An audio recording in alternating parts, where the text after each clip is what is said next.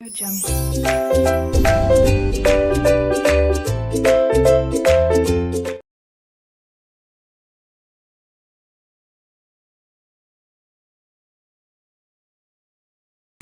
علیکم four class, how are you our students? I hope you are fine and enjoying good health. بیٹا آج ہم تفہیم اردو کے نیکسٹ لیکچر کا آغاز کرتے ہیں۔ دیکھتے ہیں آج کی ڈائری۔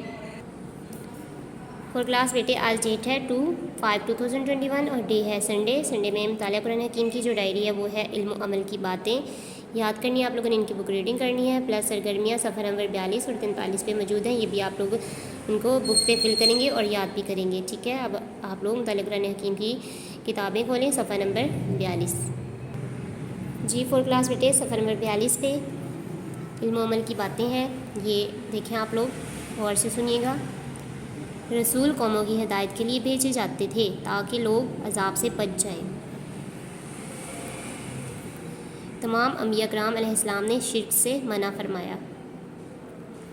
قوم کی اصلاح کا کام بہتر انداز سے اسی قوم کا کوئی فرد کر سکتا ہے۔ رسولوں نے ہمیشہ لوگوں کی مخالفت برداشت کی لیکن حق بات کہنے سے پیچھے نہیں ہٹے۔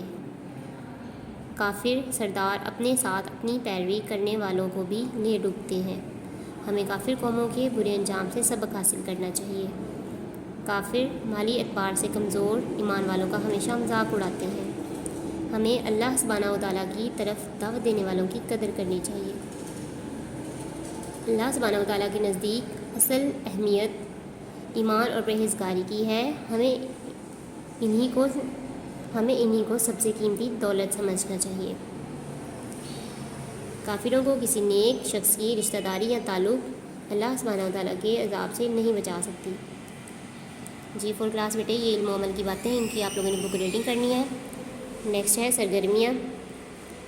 کالم الف کے ہر جملے کو کالم بے کے درست جملے سے لکیر لگا کر ملائیں۔ کالم الف کو آپ لوگوں نے کالم بے سے میچ کرنا ہے۔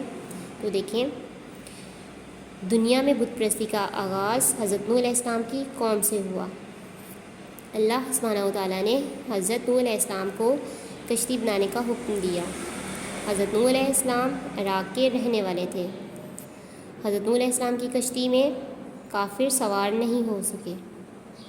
حضرت نوح علیہ السلام کی دعوت پر چند لوگ ایمان لائے۔ یہ کالم ہے، فور کلاس ان کو میچ کریں۔ نیکسٹ پیج پہ خالی جگہ ہے، خالی جگہ پور کریں۔ تو پہلی ہے حضرت نوح علیہ السلام پہلے ڈیش تھے، پہلے رسول تھے حضرت نوح علیہ السلام۔ حضرت آدم علیہ السلام کے انتقال کے بعد بہت عرصہ تک ان کی اولاد توحید پر قائم رہی۔ توحید۔ قوم نوح علیہ السلام نے 5 نیک بزرگوں کے مجسمے بنا کر اپنی عبادت گاہوں میں رکھ لیے۔ مجسمے یعنی کہ مورتیاں اور پھر بت۔ حضرت نوح علیہ السلام کی قوم پر ڈیش کی صورت میں عذاب آیا، طوفان۔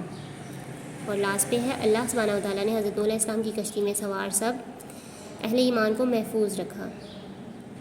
لاسٹ پہ ہے اہل ایمان، ٹھیک ہے۔ ان فیلنگس کو آپ لوگ فل کریں اور یاد بھی کریں۔ جی فور کلاس بیٹے، یہ آج کا ہمارا لیکچر ہے۔ نیکسٹ لیکچر کے لیے پھر ملاقات ہوگی۔ اللہ تعالیٰ آپ کو اور مجھے ثانیہ پڑھنے کی توفیق عطا فرمائے۔ اللہ